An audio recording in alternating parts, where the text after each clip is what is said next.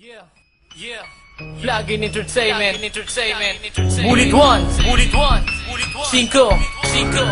Come on.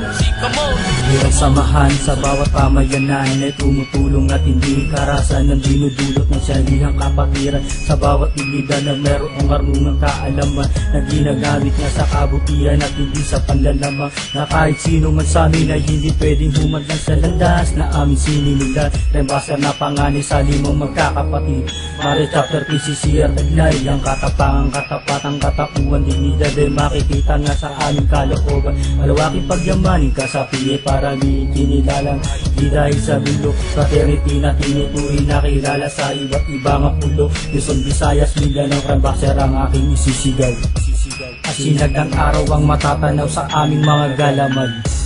Sa haligi na kabilang na sa lima nauusig sa dita ng bawat isa. Rembasa na panganay sa limang magkakapatid Magic 5 na tinuturo di padadaig. Sa haligi na kabilang na sa lima nauusig sa dita ng bawat isa. Rembasa na panganay sa limang magkakapatid Magic 5 na tinuturo di padadaig. N5 Rembasa, isa sa mga pulido. Bullet 1 at 5, ngayon ay nasa mikropono.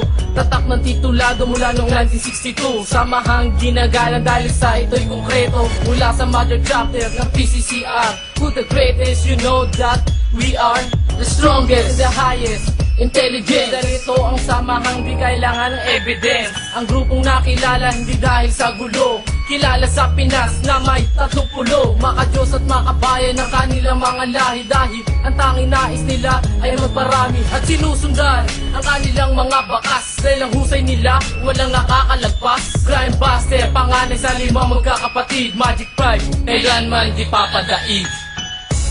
Sa haligi na kabilang na sa lima nauusig sa dita ng bawat isa. Rembasa na panganay sa limang magkakapatid Magic 5 na tinuturo di padadaig. Sa haligi na kabilang na sa lima nauusig sa dita ng bawat isa. Rembasa na panganay sa limang magkakapatid Magic 5 na tinuturo di padadaig.